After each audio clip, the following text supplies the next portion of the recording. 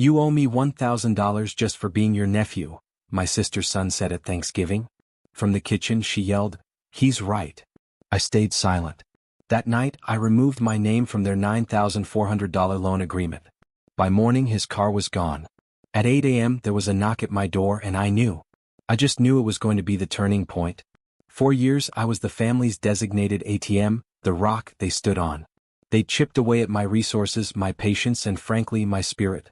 But when my own nephew Tyler brazenly demanded $1,000 for being my nephew, and my sister and mom backed him up without a moment's hesitation, something inside me didn't just snap, it solidified.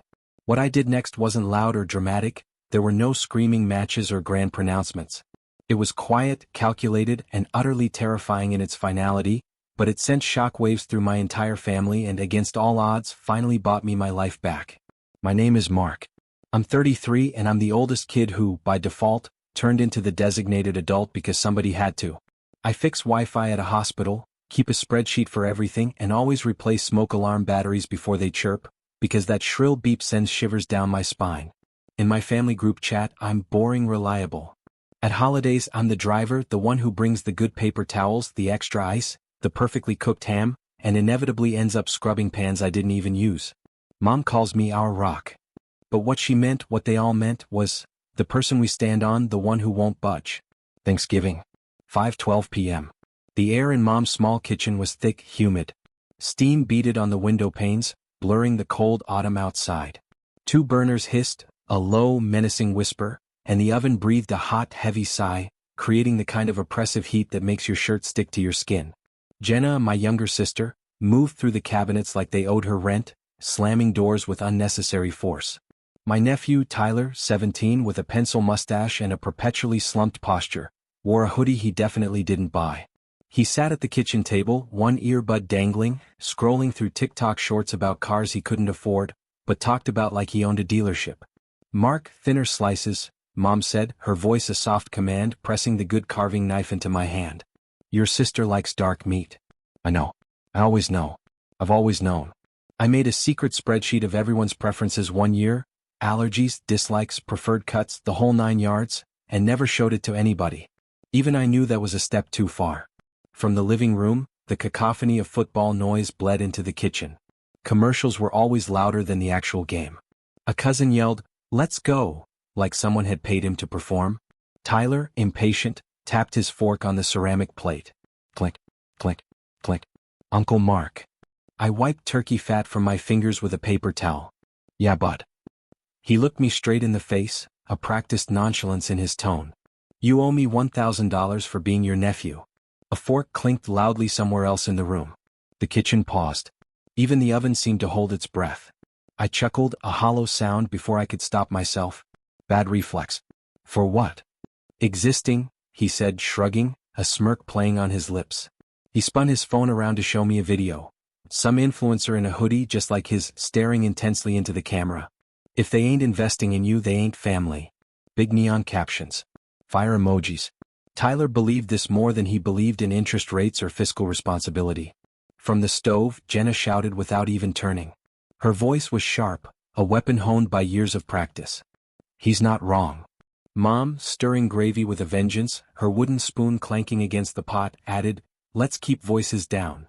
Tyler pushed his chair back, the scrape sounding like a warning, a prelude to conflict.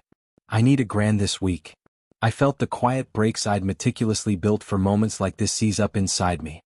A cold, hard knot formed in my stomach. "What for?" I asked, my voice flat. He shrugged, a gesture meant to convey indifference but instead radiated entitlement. "Car life. Gas tires. Stuff you wouldn't get." He said car like it was a person I'd insulted. Jenna glanced over her shoulder, her smile thin as foil. "Maintenance, insurance. The economy is trash, you know." "And you're the helper," Mom added softly, her words a velvet hammer. "Hard idea." Soft voice. "Designed to make me feel guilty, make me comply." "I'm not mean. But God, I'm tired." "Let's eat first," I said. My voice was a little shaky, a tremor I hoped they didn't notice. "We'll talk later." Tyler nodded, a single, decisive movement like a contract signed and sealed. "Cool. I'll text my handle." The turkey was as dry as paper. The cranberry tasted like fake summer. Jenna laughed too loud at a story about someone else's mistake, her eyes darting to mine, testing. Mom kept touching my elbow whenever a bowl needed passing, a constant physical reminder of her unspoken expectations. Tyler watched another clip of a speedometer pinned at 90 with a rap song thumping over it, a vision of recklessness and zero consequences.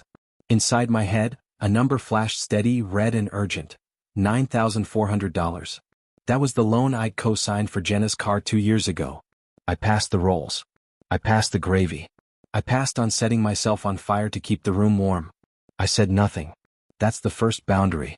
Silence where the yes used to be.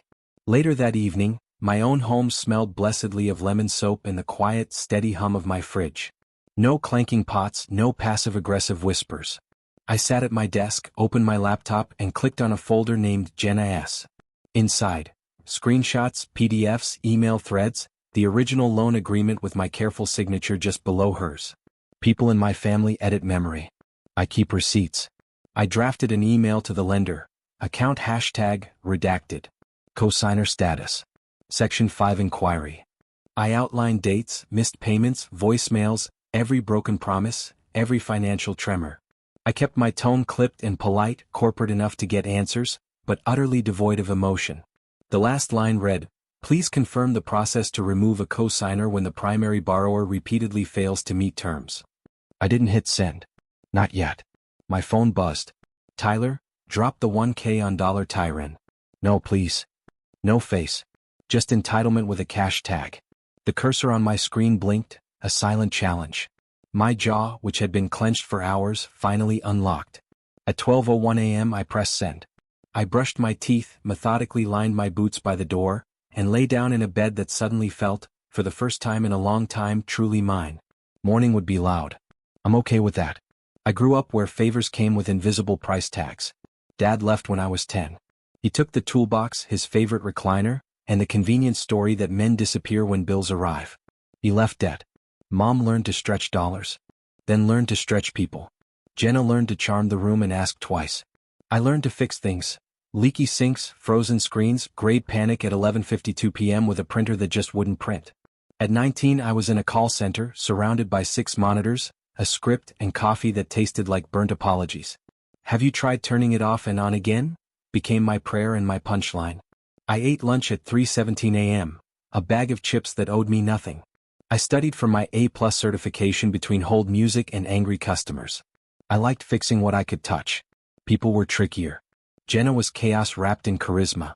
She announced her pregnancy the night I passed the exam, ordering sparkling water and saying, "Don't tell Mom until I think of a cute way." Tyler arrived early. The baby shower came late. I bought the first car seat and told myself, this is what uncles do. When he cried at 2 a.m., I walked circles, whispering nonsense, promising a baby he couldn't understand that I wouldn't be the kind of man who disappears. Promises are expensive. At 26 I got the hospital job. Not fancy, not glamorous, but stable as a luxury. My badge beeped open doors and never once asked me for money. I bought a used Corolla with cash because interest makes my skin itch. I rented a small, clean one-bedroom and bought the good trash bags. For the first time in my life, I truly slept. That's when Jenna and Mom started looking at my life like a store aisle, full of things they needed. We'll take that stability and that reliable ride and those endless favors. The ask started small. Can you spot me $40 till Friday? Field trip fee is due at noon. Tyler needs cleats like today. Then the asks dressed themselves as emergencies, growing more desperate, more demanding. They'll shut off the lights. They'll kick him from the team. They'll cancel his dental appointment. And then what? The word they did a lot of work. I kept a file called Family Help. Not to hold against anyone, I told myself, but to stay attached to reality, to prove I wasn't crazy. $20 here, $60 there, $400 once for 2 weeks. That became "You're a blessing." Gratitude lasted a day. The bill lasted 30. 2 years ago.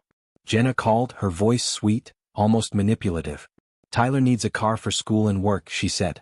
She had a part-time salon desk job and a credit score shaped like a frown. The salesman wore a tight suit and a tighter smile. The sedan, a shimmering midnight blue, had a balloon tied to the mirror and a tree air freshener in the cup holder like an apology in advance. Payments are manageable, the salesman purred, his eyes fixed on me, not Jenna. Interest? I asked, my own eyes narrowing. Introductory, He winked at me, avoiding Jenna completely. Down? I asked. Flexible, he said, which is sales for, will bend you until you break. He slid papers across the fake wood. We just need a co-signer. Formality. In our family, formality means future leverage. Mom squeezed my elbow, her grip surprisingly strong. Just until she builds credit. Tyler stood outside the glass, beaming, taking a selfie with the car like it was already his. He turned the screen to me. A midnight blue dream. Comments stacked. W clean. Your uncle lit. He grinned, and for a second I saw the baby I promised in the half-dark. That part of me signed. Loan, $9,400. Monthly, $289. Insurance, ugly. Math said no. Love said yes. I walked love to the pen. For a while, payments left on time. Then almost on time. Then a week late. Then, can you float? And I floated.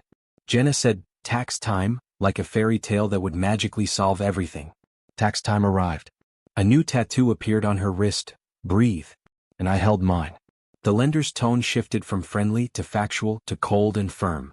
Voicemails referred to responsible parties. That meant me.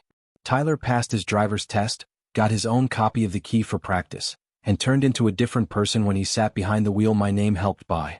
He did donuts in parking lots for views. He posted clips of the speedometer pinned like a scoreboard. He jumped a curb and called it content. He lost a fast food job for attitude, saying the manager was soft. He asked me what deferment meant because a YouTuber said it like magic. I explained the grim reality. He heard free. In the family group chat, holiday logistics looked like invoices, with my name next to everything heavy or pricey. When I said, someone else can bring ice, Jenna wrote 3 indignant paragraphs about how not everyone is comfortable, and you chose not to have kids so you have capacity, and family means sacrifice. In our family, sacrifice meant Mark. 3 missed payments. 1 lender call where I paid to stop escalation. The last time I said promise, Jenna just said her promise was a sound like oops. Summer. Tyler's car got a spoiler, gifted by a friend who couldn't afford gifts, but could apparently afford car modifications. He filmed himself revving at a stoplight like being loud was a personality. He unfollowed me for hater vibes, and followed 8 pages with men pointing at text bubbles about alpha money. Mom's role, silence in public, pressure in private. Your sister has a lot on her plate. You have a good heart. Don't be like your father. Don't leave us. I didn't leave. I funded the staying. So when Tyler said on Thanksgiving, you owe me $1,000 for being your nephew, and Jenna shouted, he's not wrong, something finished cooking in me. Not rage, not sorrow. Just pure, unadulterated math. I remembered the contract, the policy, the folder. I pictured my name like a carry-on attached to their belt. I wanted it back. That night I drafted the email. I asked the boring, powerful question, the one you use when you're done being furniture. I slept like I'd finally clocked out of a shift I never got paid for, a deep, exhausted sleep. Morning would take attendance. At 7:18 a.m., the lender replied in perfect corporate speak. As a co-signer, you're jointly responsible. However, under Section 5, we allow account separation when the primary borrower is in sustained non-payment. To proceed, please confirm revocation of guarantor authorization. There was a secure link, a checkbox, a door. I wrote one word, proceed. The form was ugly and merciful. Check. I revoke being treated as guarantor going forward. Check. I understand the borrower remains responsible. Check. I acknowledge repossession may occur per policy. One more box. Initiate repossession now. I left it unchecked. I didn't need a trigger. Gravity works. I clicked submit. The spinner spun. Thank you. Coffee. Hands around mug. Phone face down. Brief. 7:59 a.m. A text from Jenna, urgent and demanding, swing by mom's later. Tyler's money. He's serious. I didn't reply. 8:03 a.m. A sharp knock. 3 hard knuckles. An official rhythm. I peered through the peephole. Navy jacket. Clipboard. Chrome flashing behind him. The gleam of a tow truck idling at the curb, its hazards pulsing like a slow, deliberate heartbeat. I opened the door. Jenna pushed in first, her bun crooked. Pajama pants crammed into boots. Her eyes were wide with a mix of fear and fury. Mom followed, clutching a grocery bag like a shield, her face a mask of worried disapproval. Tyler walked in last, hoodie up, phone out, the self-appointed documentarian of his own impending disaster. What did you do? Jenna demanded, her voice rising to a shriek. Zero hello. The man in the navy jacket nodded toward the hall. We already recovered the vehicle at 6:49 a.m. from the listed address. This is the notice. He held out a paper. Jenna slapped it away. We were going to pay today. You were going to ask me for 1,000 today, I said, my voice quiet, almost eerily calm. Different verbs. Mom's voice trembled. Mark, sweetheart. The kind of sweetheart that asks you to let them keep the steering wheel. Sit, I said, pointing at the kitchen table. My own voice felt foreign, detached. We're not sitting. Jenna snapped, taking a step closer. You're fixing it. The man hovered, a silent, impassive observer. I said 1 minute. He vanished, the door soft behind him. We faced each other in my small living room, which suddenly felt like a courtroom without a judge. You canceled the loan. Jenna accused, her voice tight with disbelief. I removed myself, I said. The lender enforced the contract. This is betrayal, Mom whispered, her eyes brimming with manufactured tears. This is correction, I said. Tyler crossed his arms, his eyes flat, reflecting nothing. You owe me 1,000. I owe you honesty, I said, my voice hardening slightly. I'm not your bank. Jenna laughed, a brittle, humorless sound. You Googled boundaries, huh? I looked at numbers, I corrected her. 3 missed payments in spring, 2 in summer, 1 last month. Late fees, warnings, the time I covered to stop escalation. Screenshots, receipts. The whole file you pretend doesn't exist. You always think you're better than us, she hissed. No, I said. I think I've been worse to me than to you. And I'm done. Tyler lowered his phone a little, a flicker of something in his eyes. So what do I do now? Start paying 1 bill on time, I said. Your phone every month. Pull your credit report. Get a bus pass. Say, or repeat. Bus pass, he sneered, but the sneer didn't quite reach his eyes. Mom tried the old magic word. Family. Family without boundaries is a subscription you forget to cancel, I said. Jenna stabbed a finger at my chest. You did this to us. You did this, I said gently, my voice still unnervingly calm. I just stopped hiding it. Silence swelled, thick and suffocating. The distant click of the tow truck. Someone upstairs flushed. What do you want? Jenna finally asked, her voice deflating. I want to be invited to dinner as a person, not a plan, I said. I want you to call the lender yourselves. I want Tyler to stop learning manhood from men who point at captions. I want respect that doesn't expire when I say no. She picked up the notice like it might bite. You'll regret this. I regret teaching you you could spend me forever, I said. Tyler looked at me for a full second like a kid, not a comment section. Will you show me that credit report thing? Yes, I said. When you want to learn, I'll teach. I won't fund. Jenna pulled the door open, a violent yank. We're done for today, I said. The door closed with a soft thud. The hallway swallowed their noise. My phone buzzed. The lender. Confirmation. Cosigner removal effective. I exhaled. A sound like putting down something heavy I'd forgotten I was carrying for years. Another knock. Gentle. The navy jacket man holding out his card. If they want the yard address, he said, it's on there. Thanks, I said. People get mad at the wrong person, he said. I know, I said. He nodded. We were both professionals at absorbing other people's outrage. He left. I put the confirmation in a new folder named Boundaries. I sat very still until my coffee went cold. Then I went to work and didn't answer the group chat. There's no parade when you set a boundary. There's static, then attacks, then quiet. You protect your peace like a flickering candle. I badged into the hospital.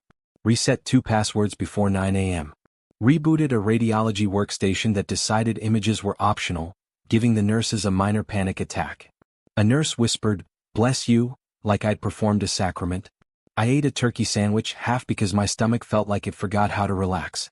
My phone, face down, buzzed itself silly. We need to talk. You're not answering your mother. Jenna. He refuses to talk to his own family. Cousin Liz. What happened? Jenna. He got Tyler's car taken in the cold. I opened the chat. I typed, "I'm leaving this conversation.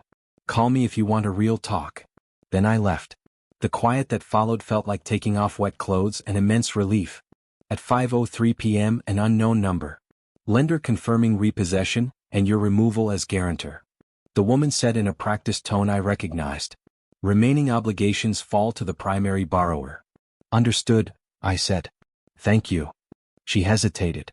You're welcome. I heard surprise. People rarely thank the person who wins the argument. On my doormat at home, a note in Jenna's familiar angry slant, written on the back of a grocery list. You're dead to us until you fix this. J. Flip side, eggs, celery, Cool Whip foil. I stuck it to my fridge. An artifact of a war I was finally winning. Saturday, I walked past Jenna's building like a person testing a bruise. The parking spot, once an oil stain in the air, was now starkly empty. Jenna sat on the stoop, chain-smoking a party cigarette. Tyler picked at a loose thread on his sleeve, his usual bravado gone. She saw me. You proud? Her voice was laced with bitter accusation. No, I said. I'm done judging myself by how much I can be used. Tyler lost his job, she snapped. Tyler spoke to the sidewalk, his voice flat. They cut me for being late twice. And for calling your manager soft, I added. He half smiled, a flicker of shame. Yeah. I'm sorry, I said, and I meant it. Not guilty, just sad. Consequences are heavy even when they're honest. You could call the yard, Jenna said, her voice begging. Tell them it was a mistake. It wasn't, I said. It was math. You love money more than us. I love not being controlled by panic that repeats. You'll see, she said. She didn't finish the sentence. There was nowhere to go. I went home and cleaned like ritual. Vacuum lines, fresh sheets, a junk drawer told the truth. I made a folder in Boundaries called Proof, and dropped the lender letter, the picture of the note, a screenshot of my left chat. Not to weaponize. To remember. Sunday Mom called twice. I picked up the third. You hurt your sister, she said without even a hello. We don't do that. I stopped guaranteeing a loan I never should have signed, I said. You don't have to be cruel. I was quiet. I didn't blast anyone. I just took my name off a problem that eats me. You always think you're better. It means you're like your father. I think I stopped being worse to me than I am to you, I said. She sighed a new way, a sound of genuine confusion, not anger. What about Christmas? I might stay home. Silence. Then, we'll miss you. No weapon in it. I didn't trust it yet. I appreciated it anyway. That night, 10:07 p.m. A text from a new number. It's Tyler. Merry Christmas. Phone bill paid again on time. 3 in a row. Only $45 but feels good. Can we do that credit report thing in January? I wrote, yes. Proud of you. It adds up. He sent a thumbs up and then, don't tell Mom. Winking face, another bubble. Or do it. Growing up is messy. That's fine. I rinsed a single plate. I stood at the window. No tow truck. No audience. Just quiet like a blanket. I pay for now. People think the win is the tow truck lights. That's the movie. The real win is the morning after, when the only knock on your door is your own choices. The real win is getting your name back from papers you signed to be loved. If you need a moral, here's mine. I don't owe anyone $1,000 for being related to me. I owe myself a life where love isn't a payment plan. Apologies aren't invoices. And help comes with a handle I can put down. I'm paying that bill on time every month with boundaries and boring habits. And for the first time in a long time, when I sign my name, it belongs only to me. Have you ever been stuck in a family dynamic where you felt like an ATM? How did you finally break free, or what advice would you give someone in that situation? Share your thoughts and stories in the comments below.